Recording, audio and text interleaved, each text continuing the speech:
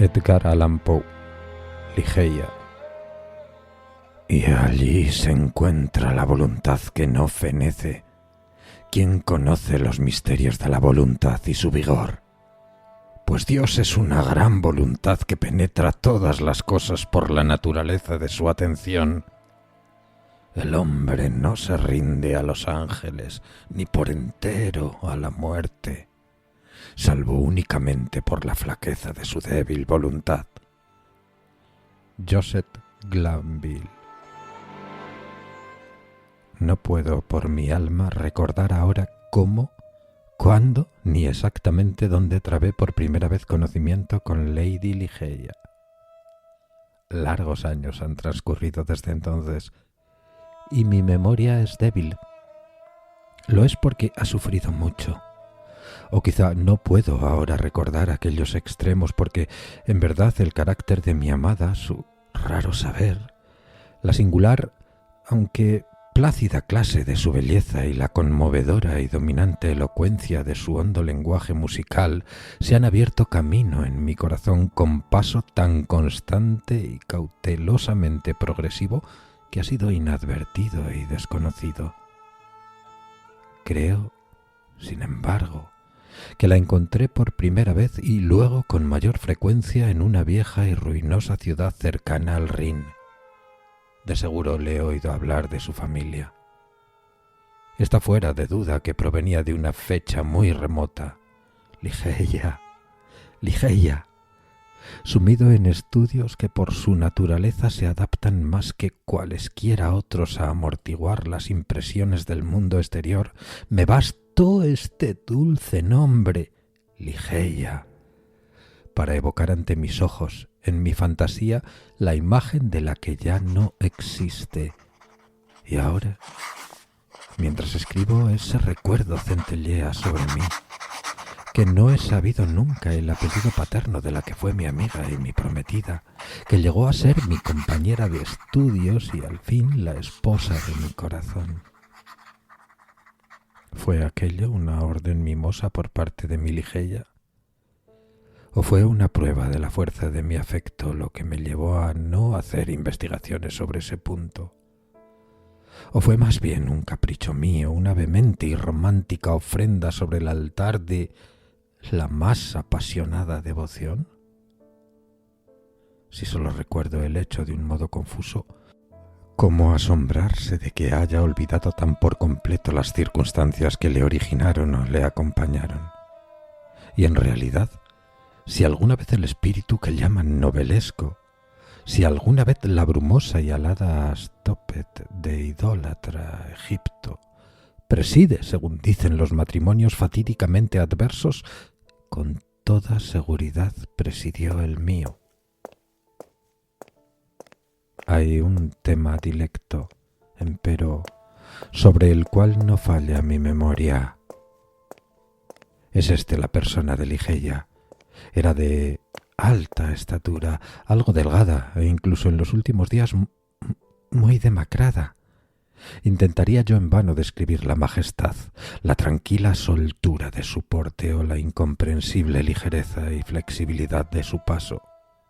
Llegaba y partía como una sombra.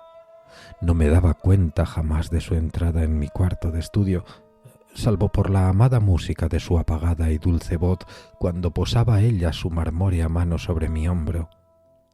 En cuanto a la belleza de su faz, ninguna doncella la ha igualado nunca. Era el esplendor de un sueño de opio, una visión aérea y encantadora, más ardorosamente divina que las fantasías que revuelan alrededor de las almas dormidas de las hijas de Delos. Con todo, sus rasgos no poseían ese modelado regular que nos han enseñado falsamente a reverenciar con las obras clásicas del paganismo. No hay belleza exquisita, dice Bacon, Lord Verulam, hablando con certidumbre de todas las formas y genera de belleza sin algo extraño en la proporción. No obstante, aunque yo veía que los rasgos de Ligeia no poseían una regularidad clásica, aunque notaba que su belleza era realmente exquisita y sentía que había en ella mucho de extraño, me esforzaba en vano por descubrir la irregularidad y por conseguir y perseguir los indicios de mi propia percepción de lo extraño. Examinaba el contorno de la frente alta y pálida, una frente irreprochable. ¡Cuán fría es en verdad esta palabra cuando se aplica a una majestad tan divina! La piel que competía con el más puro marfil, la amplitud imponente, la serenidad, la graciosa prominencia de las regiones que dominaban las sienes y luego aquella cabellera de un color negro como plumaje de cuervo, brillante, profusa, naturalmente rizada y que demostraba toda la potencia del epíteto homérico jacintina. Miraba yo las líneas delicadas de la nariz y en ninguna parte más que en los graciosos medallones hebraicos había contemplado una perfección semejante. Era la misma tersura de superficie, la misma tendencia, casi imperceptible a lo aguileño, las mismas aletas curvadas con armonía que revelaban un espíritu libre. Contemplaba yo la dulce boca. Encerraba el triunfo de todas las cosas celestiales, la curva magnífica del labio superior un poco corto, el aire suave y voluptuosamente reposado del inferior, los hoyuelos que se marcaban y el color que hablaba, los dientes reflejando en una especie de relámpago cada rayo de luz bendita que caía sobre ellos en sus sonrisas serenas y plácidas, pero siempre radiantes y triunfadoras. Analizaba la forma del mentón y allí también encontraba la gracia, la anchura, la dulzura, la majestad, la plenitud y la espiritualidad griegas, ese contorno que el dios Apolo reveló solo en sueños a Cleómenes, el hijo del ateniense. Y luego miraba yo los grandes ojos de Ligeia. Para los ojos no encuentro modelos en la más remota antigüedad. ¿Acaso era en aquellos ojos de mi amada donde residía el secreto al que Lord Verulam alude? Eran, creo yo, más grandes que los ojos ordinarios de nuestra propia raza, más grandes que los ojos de la gacela de la tribu del valle de Nourjahad. Aún así, a ratos era, en los momentos de intensa excitación, cuando esa particularidad se hacía más notablemente impresionante en Ligeia. En tales momentos era, al menos así parecía, quizá a mi imaginación inflamada, la belleza de las fabulosas huríes de los turcos. Las pupilas eran del negro más brillante y bordeadas de pestañas de azabache muy largas. Sus cejas, de un dibujo ligeramente irregular, tenían el mismo tono.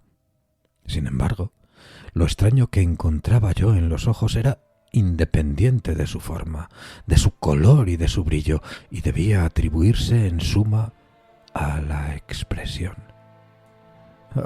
Palabras sin sentido, puro sonido, vasta latitud en que se atrinchera nuestra ignorancia de lo espiritual. La expresión de los ojos de Ligeia. Cuántas largas horas he meditado en ello, cuántas veces durante una noche entera de verano me he esforzado en sondearlo. ¿Qué era aquello? Aquel lago más profundo que el pozo de Demócrito que vacía en el fondo de las pupilas de mi amada. Se adueñaba de mí la pasión de descubrirlo. Aquellos ojos, aquellas grandes, aquellas brillantes, aquellas divinas pupilas, habían llegado a ser para mí las estrellas gemelas de Leda, y era yo para ellas el más devoto de los astrólogos.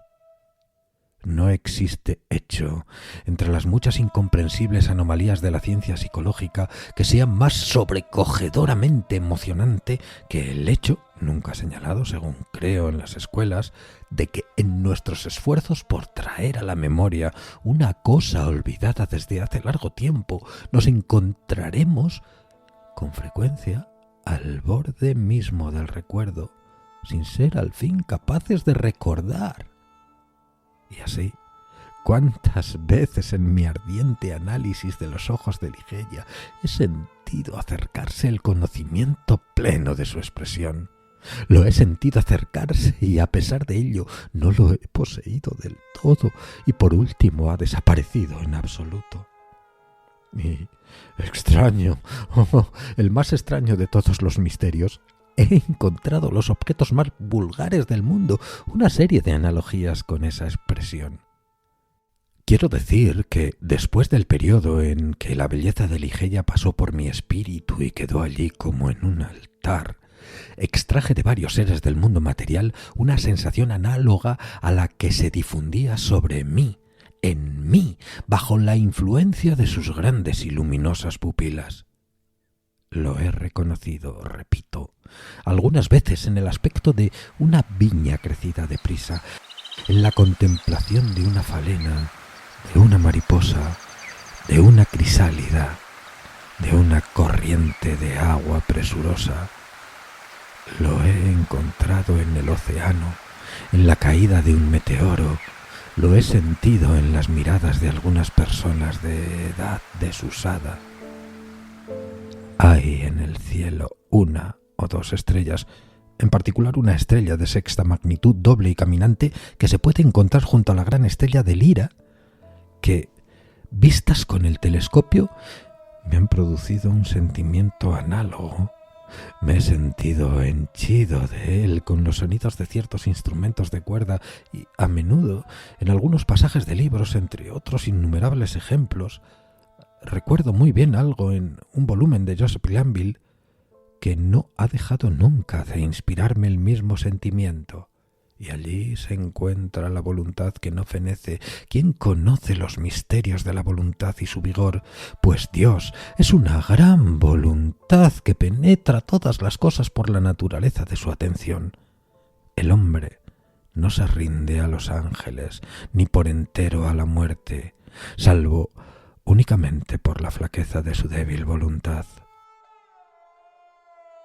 Una intensidad de pensamiento, de acción, de palabra era quizá el resultado, o por lo menos el indicio de una gigantesca abolición, que durante nuestras largas relaciones hubiese podido dar otras y más inmediatas pruebas de su existencia.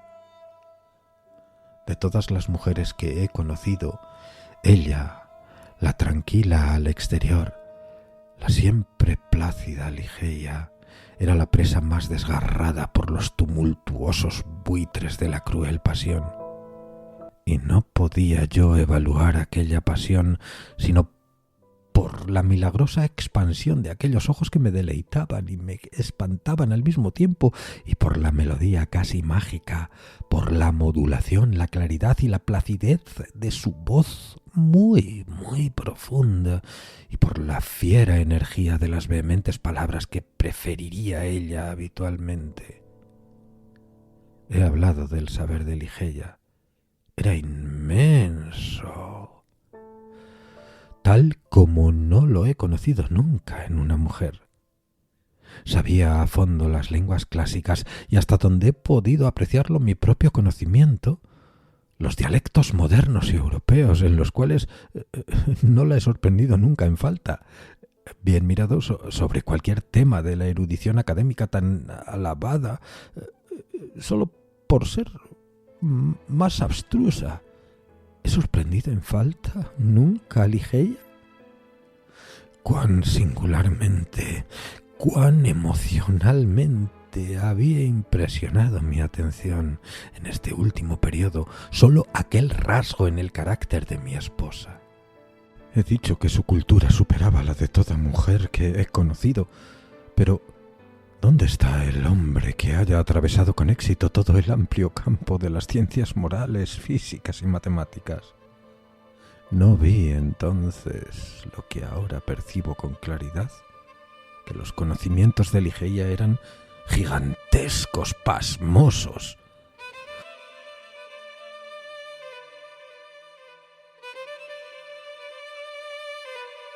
Por mi parte me daba la suficiente cuenta de su infinita superioridad para resignarme, con la confianza de un colegial, a dejarme guiar por ella a través del mundo caótico de las investigaciones metafísicas, del que por cierto me ocupé con ardor durante los primeros años de nuestro matrimonio.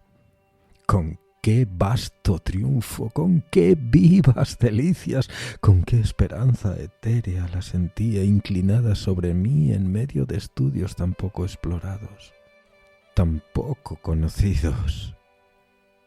Y veía ensancharse en lenta graduación aquella deliciosa perspectiva ante mí, aquella larga avenida, espléndida y virgen, a lo largo de la cual debía yo alcanzar al cabo la meta de una sabiduría harto divinamente preciosa para no estar prohibida. Por eso, con qué angustioso pesar vi, después de algunos años, mis esperanzas también fundadas abrir las alas juntas y volar lejos. Sin Ligeia era yo nada más que un niño a tientas en la noche. Solo su presencia, sus lecturas podían hacer vivamente luminosos los múltiples misterios del trascendentalismo en el cual estábamos sumidos. Privado del radiante esplendor de sus ojos, toda aquella literatura áurea y dorada volvíase insulsa de una plúmbea tristeza. Y ahora aquellos ojos iluminaban cada vez con menos frecuencia las páginas que yo estudiaba al detalle. Ligeia cayó enferma. Los ardientes ojos refulgieron con un brillo demasiado glorioso. Los pálidos dedos tomaron el tono de la cera y las azules venas de su ancha frente latieron impetuosamente vibrantes en la más dulce emoción. Vi que debía ella morir y luché desesperado en espíritu contra el horrendo Azrael. Y los esfuerzos de aquella apasionada esposa fueron, con asombro mío, aún más enérgicos que los míos. Había mucho en su firme naturaleza que me impresionaba y hacía creer que para ella llegaría la muerte sin sus terrores, pero no fue así. Las palabras son impotentes para dar una idea de la ferocidad de resistencia que ella mostró en su lucha con la sombra. Gemía yo de angustia ante aquel deplorable espectáculo. Sin embargo, hasta el último instante, en medio de las torturas y de las convulsiones de su firme espíritu, no flaqueó la placidez exterior de su conducta. Su voz se tornaba más dulce, más profunda, pero yo no quería insistir en el vehemente sentido de aquellas palabras proferidas con tanta calma. Mi cerebro daba vueltas cuando prestaba oído a aquella melodía sobrehumana y a aquellas arrogantes aspiraciones de la humanidad que nunca había conocido antes. No podía dudar de que me amaba, y érame fácil saber que en un pecho como el suyo el amor no debía de reinar como una pasión ordinaria, pero solo con la muerte comprendí toda la fuerza de su afecto. Durante largas horas, reteniendo mi mano, desplegaba ante mí su corazón rebosante, cuya devoción, más que apasionada, llegaba a idolatría. ¿Cómo podía yo merecer la beatitud de tales confesiones? ¿Cómo podía yo merecer estar condenado hasta el punto de que mi amada me fuese arrebatada con la hora de mayor felicidad? Pero no puedo extenderme sobre este tema.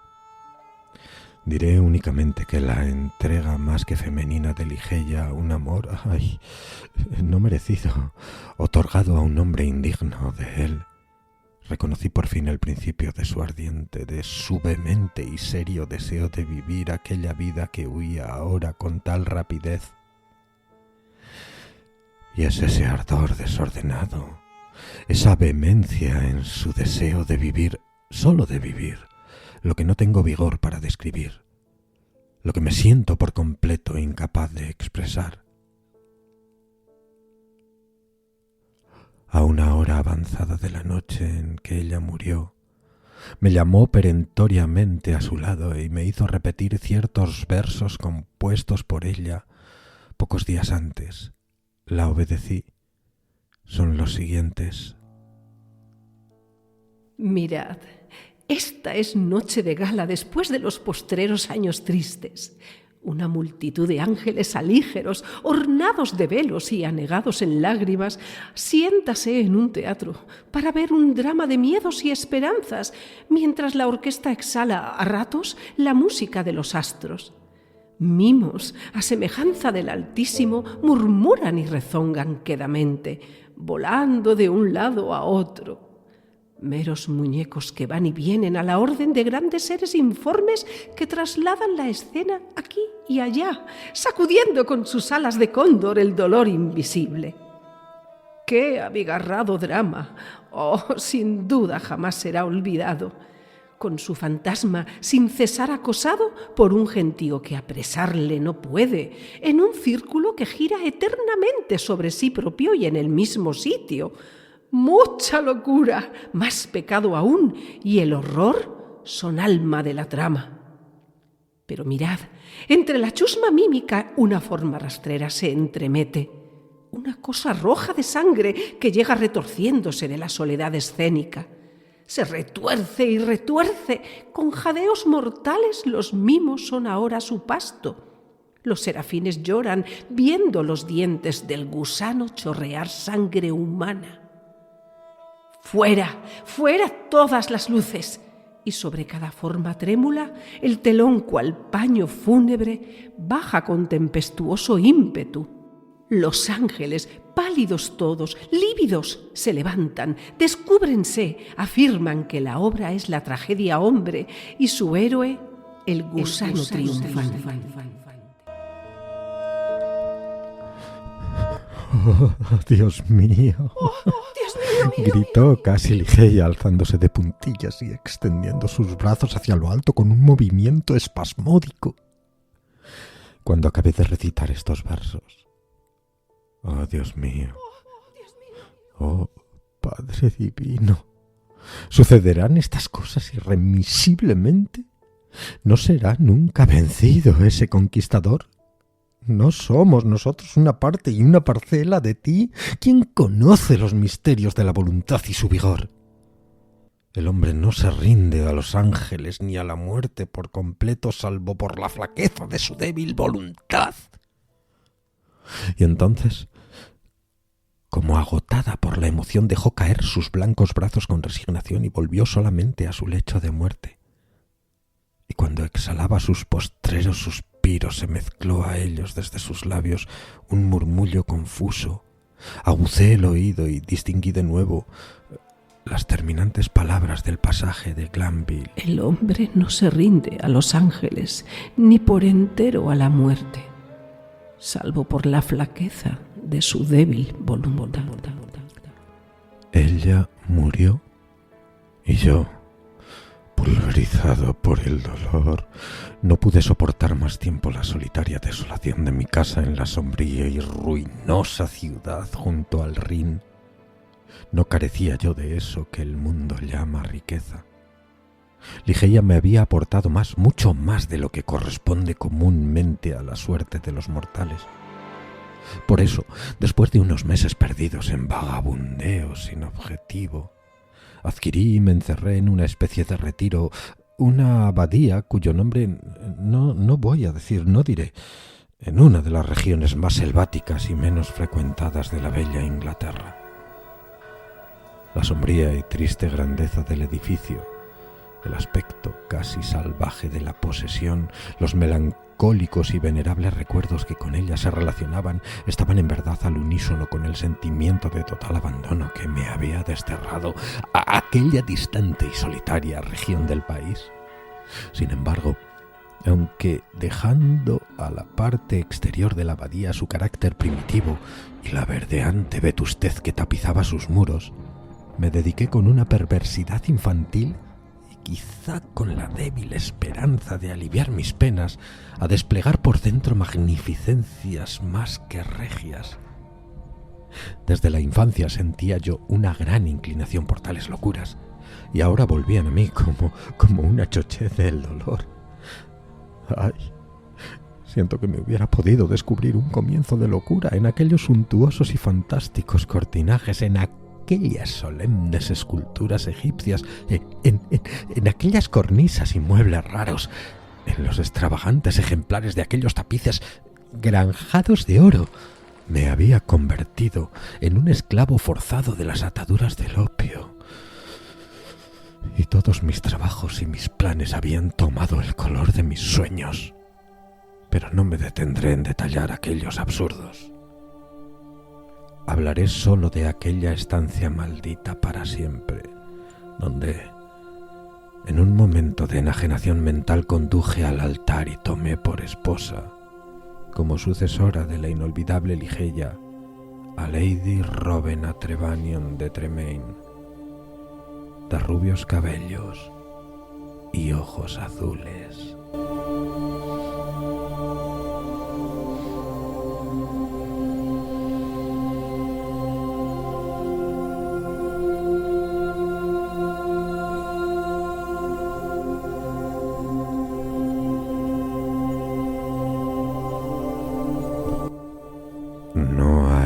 Sola parte de la arquitectura y del decorado de aquella estancia nupcial que no aparezca ahora visible ante mí.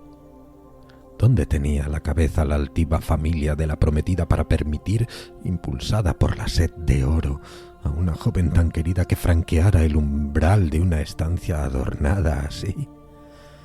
Ya he dicho que recuerdo minuciosamente los detalles de aquella estancia, aunque olvidé tantas otras cosas de aquel extraño periodo. Y el caso es que no había en aquel lujo fantástico sistema que pudiera imponerse a la memoria. La habitación estaba situada en una alta torre de aquella abadía, construida como un castillo. Era de forma pentagonal y muy espaciosa. Todo el lado sur del pentágono, creo recordar, estaba ocupado por una sola ventana. Me parece verlo.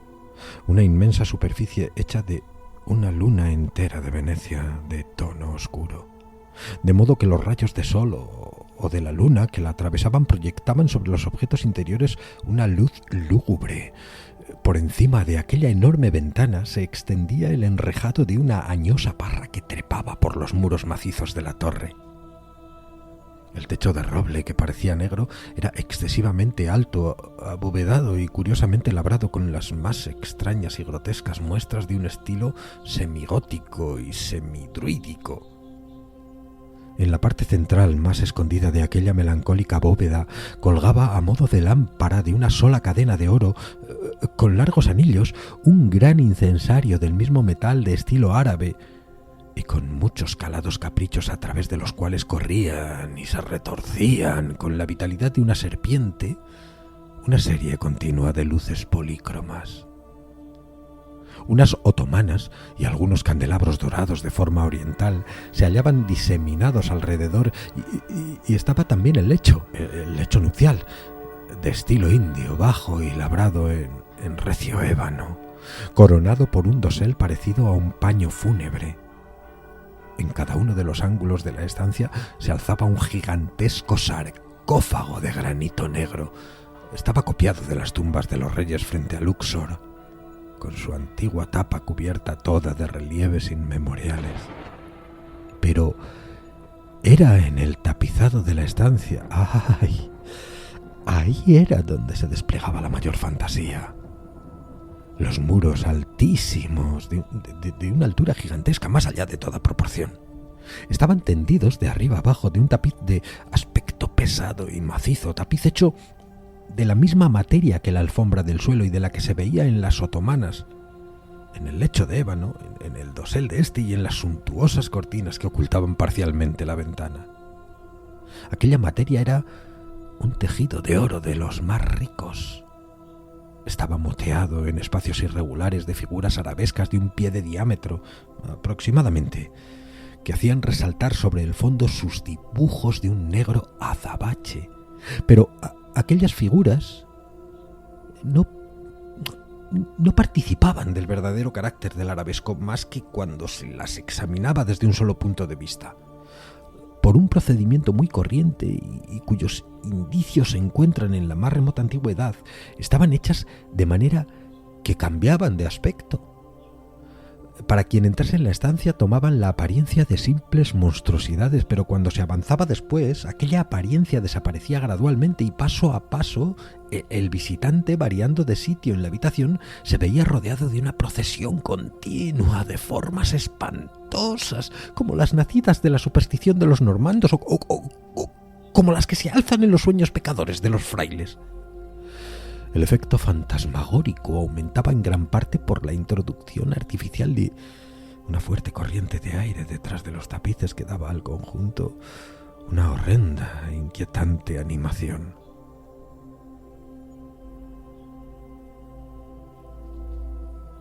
Tal era la mansión, tal era la estancia nupcial en donde pasé con la dama de Tremaine las horas impías del primer mes de nuestro casamiento, y las pasé con una leve inquietud.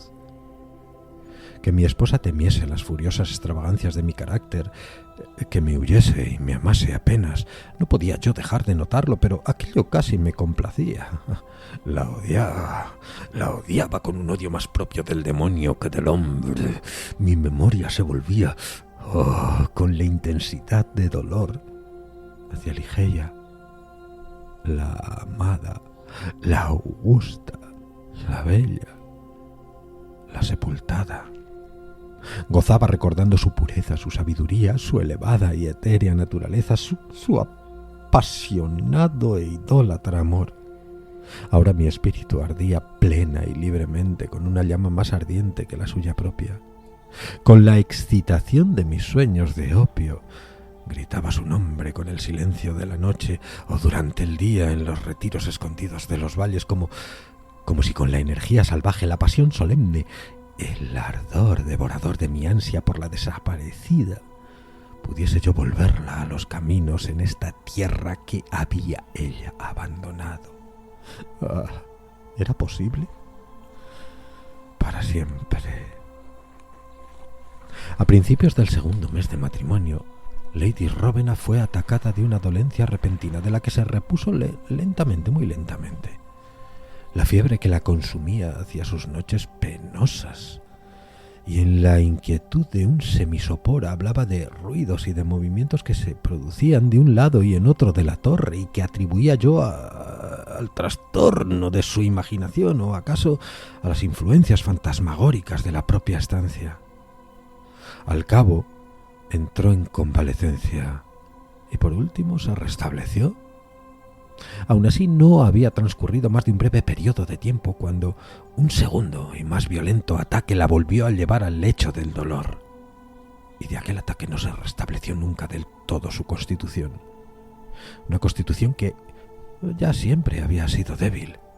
Su dolencia tuvo desde esa época un carácter alarmante y unas recaídas más alarmantes aún, que desafiaban toda ciencia y los denodados esfuerzos de sus médicos.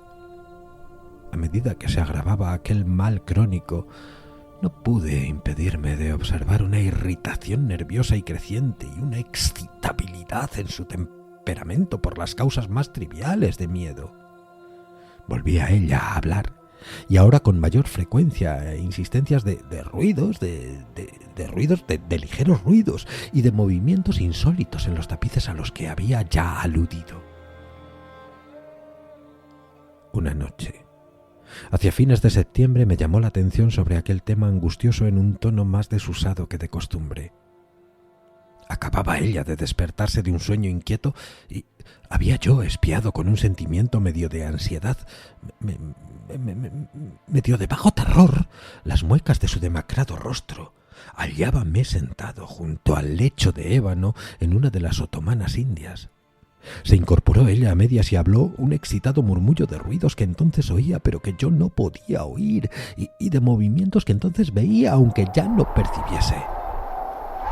El viento corría veloz por detrás de los tapices y me dediqué a demostrarle, lo cual debo confesar que no podía yo creerlo del todo, que aquellos rumores apenas articulados y aquellos cambios casi imperceptibles en las figuras de la pared eran tan solo los efectos naturales de la corriente de aire habitual. Pero una palidez mortal que se difundió por su cara probó que mis esfuerzos por tranquilizarla eran inútiles. Pareció desmayarse y no tenía yo cerca criados a quienes llamar. Recordé el sitio donde estaba colocada una botella de vino suave recetado por los médicos y crucé presuroso por la estancia para cogerla. Pero al pasar bajo la luz del incensario, dos detalles de una naturaleza impresionante atrajeron mi atención. Había yo sentido algo palpable, aunque invisible, que pasaba cerca de mi persona, y vi, sobre el tapiz de oro, en el centro mismo de la viva luz que proyectaba el incensario, una sombra. Una débil e indefinida sombra de angelical aspecto, tal y como se puede imaginar la sombra de una forma. Pero como estaba yo vivamente excitado por una dosis excesiva de opio, no concedí más que una leve importancia a aquellas cosas ni hablé de ellas a Rowena.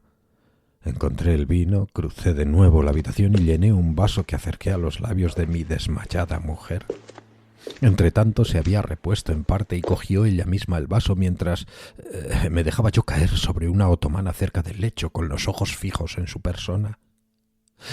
Fue entonces cuando oí claramente un ligero rumor de pasos sobre la alfombra, junto al lecho. Y un segundo después, como Rowena hacía ademán de alzar el vino hasta sus labios, vi, o pude haber soñado que veía, caer dentro del vaso, como de alguna fuente invisible que estuviera en el aire de la estancia 3 o 4 anchas gotas de un líquido brillante color rubí. Sí, yo lo vi. Rowena no lo vio. Bebió el vino sin vacilar y me guardé bien de hablarle de aquel incidente que tenía yo que considerar después de todo como sugerido por una imaginación sobreexcitada a la que hacían morbosamente activa el terror de mi mujer, el opio y la hora. A pesar de todo, no pude ocultar a mi propia percepción que inmediatamente después de la caída de las gotas color rubí, un rápido cambio, pero a un estado peor, tuvo lugar en la enfermedad de mi esposa, de tal modo que la tercera noche las manos de sus servidores la preparaban para la tumba. Y la cuarta, estaba yo sentado solo ante el cuerpo de ella envuelto en un sudario, en aquella fantástica estancia que la había recibido como a mi esposa.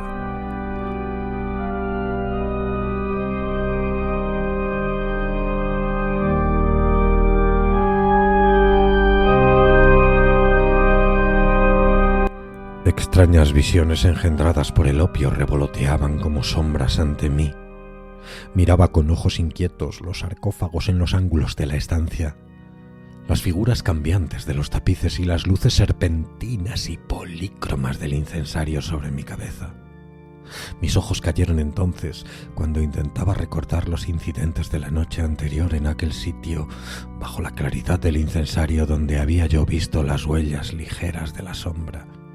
Sin embargo, ya no estaba allí, y respirando con gran alivio volví la mirada a la pálida y rígida figura tendida sobre el lecho. Entonces se precipitaron sobre mí los 1000 recuerdos de Ligeia, y luego refluyó hacia mi corazón con la violenta turbulencia de un oleaje todo aquel indecible dolor con el que la había contemplado amortajada la noche. Iba pasando y siempre con el pecho henchido de amargos pensamientos de ella, de mi solo único amor. Permanecí con los ojos fijos en el cuerpo de Rowena. Sería medianoche, o tal vez más temprano, pues no había tenido yo en cuenta el tiempo cuando un sollozo quedo, ligero, pero muy claro, me despertó sobresaltado de mi ensueño. Sentí que venía del lecho de ébano, el lecho de muerte. Escuché con la angustia de un terror supersticioso, pero no se repitió aquel ruido. Forcé mi vista para descubrir un movimiento cualquiera en el cadáver, pero no se oyó nada. Nada. Con todo, no podía haberme equivocado. Había yo oído el ruido, siquiera ligero, y mi alma estaba muy despierta en mí. Mantuve resuelta y tenazmente concentrada mi atención sobre el cuerpo. Pasaron varios minutos antes de que ocurriese algún incidente que proyectase luz sobre el misterio. Por último, resultó evidente que una coloración leve y muy débil, apenas perceptible, teñía de rosa y se difundía por las mejillas y por las sutiles venas de sus párpados. Aniquilado por una especie de terror y de horror indecibles, para los cuales no posee el lenguaje humano una expresión lo suficientemente enérgica, sentí que mi corazón se paralizaba y que mis miembros se ponían rígidos sobre mi asiento. No obstante, el sentimiento del deber me devolvió por último el dominio de mí mismo. No podía dudar ya por más tiempo que habíamos efectuado prematuros preparativos fúnebres, ya que Rowena vivía aún. Era necesario realizar desde luego alguna tentativa, pero la torre estaba completamente separada del ala de la abadía ocupada por la servidumbre. No había cerca ningún criado al que pudiera llamar, ni tenía yo manera de pedir auxilio, como no abandonase la estancia durante unos minutos, a lo cual no podía arriesgarme. Luché, pues, solo, haciendo esfuerzos por reanimar aquel espíritu todavía en suspenso. A la postre, en un breve lapso de tiempo, hubo una recaída evidente. Desapareció el color de los párpados y de las mejillas, dejando una palidez más que marmórea. Los labios se apretaron con doble fuerza y se contrajeron con la expresión lívida de la muerte. Una frialdad y una viscosidad repulsiva cubrieron enseguida la superficie del cuerpo, y la habitual rigidez cadavérica sobrevino al punto. Me dejé caer, trémulo, sobre el canapé del que había sido arrancado tan de súbito, y me abandoné de nuevo, trasoñando a mis apasionadas visiones de Ligeia.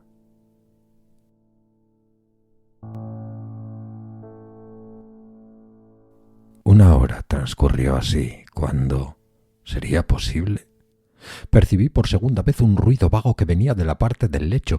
Escuché, en el colmo del horror, el ruido se repitió.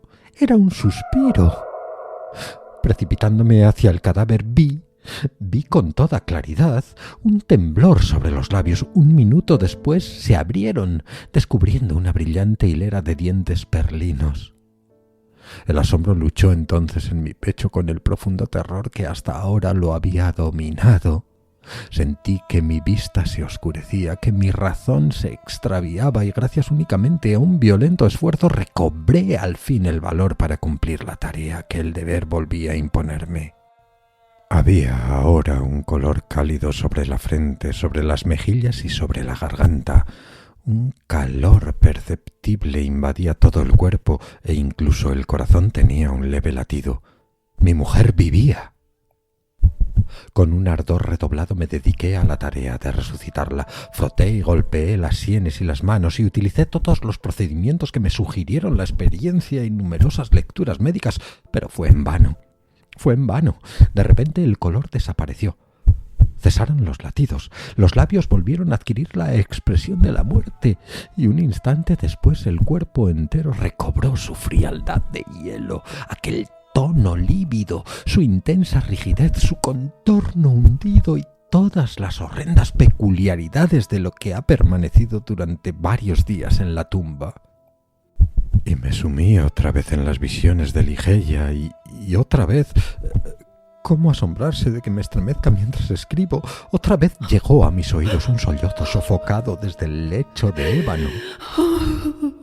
¿Para qué detallar con minuciosidad los horrores indecibles de aquella noche? ¿Para qué detenerme en relatar ahora cómo, una vez tras otra, casi hasta que despuntó el alba, el horrible drama de la resurrección se repitió, como cada aterradora recaída se transformaba tan solo en una muerte más rígida y más irremediable, como cada angustia tomaba el aspecto de una lucha con un adversario invisible, y cómo ahora cada lucha era seguida por no sé qué extraña alteración en la apariencia del cadáver? Me apresuraré a terminar. La mayor parte de la espantosa noche la había pasado, y la que estaba muerta se movió de nuevo al presente con más vigor que nunca, aunque despertándose de una disolución más aterradora y más totalmente irreparable que ninguna. Había yo, desde hacía largo rato, interrumpido la lucha y el movimiento, y permanecía sentado rígido. ¿Qué podía hacer sobre la otomana, presa impotente de un torbellino de violentas emociones, de las cuales la menos terrible, quizá la menos aniquilante, constituía un supremo espanto? El cadáver, repito, se movía, y al presente con más vigor que antes, Los colores de la vida se difundían con una inusitada energía por la cara, se distendían los miembros y salvo que los párpados seguían apretados fuertemente y que los vendajes y los tapices comunicaban aún a la figura su carácter sepulcral, había yo soñado que Rowena se libertaba por completo de las cadenas de la muerte. Pero si no acepté esta idea por entero desde entonces, no pude ya dudar por más tiempo, cuando, levantándose del lecho, vacilante con débiles pasos, a la manera de una persona aturdida por un sueño, la forma que estaba amortajada avanzó osada y palpablemente hasta el centro de la estancia. No temblé, no me moví, pues una multitud de fantasías indecibles relacionadas con el aire, la estatura, el porte de la figura, se precipitaron velozmente en mi cerebro, me paralizaron, me petrificaron. No me movía, sino que contemplaba con fijeza la aparición. Había en mis pensamientos un desorden loco, un tumulto inaplacable. ¿Podía ser de veras la Rowena viva quien estaba frente a mí? ¿Podía ser de veras Rowena en absoluto, la de los cabellos rubios y ojos azules, Lady Rowena Trevanion de Tremaine? Porque si, por lo que dudaba yo, el vendaje apretaba mucho la boca, pero entonces podía no ser aquella la boca respirante de Lady de Tremaine. Y las mejillas eran las mejillas rosadas, como en el mediodía de su vida. Sí, aquellas eran de veras las lindas mejillas de Lady de Tremaine viva. Y el mentón con sus hoyuelos de salud, ¿podían no ser los suyos? Pero había crecido desde su enfermedad. ¿Qué inexpresable demencia se apoderó de mí ante este pensamiento? De un salto estuve a sus pies. Evitando mi contacto, sacudió ella su cabeza, aflojó la tiesa mortaja en la que estaba envuelta y entonces se desbordó por el aire agitado de la estancia una masa enorme de largos y despeinados cabellos. Eran más negros que las alas del cuervo de medianoche. Y entonces la figura que se alzaba ante mí abrió lentamente los ojos. «¡Por fin los veo!», grité con fuerza. ¿Cómo podía yo nunca haberme equivocado? Estos son los ojos grandes, los grandes ojos negros, los ardientes ojos de mi amor perdido, de Lady Ligeia.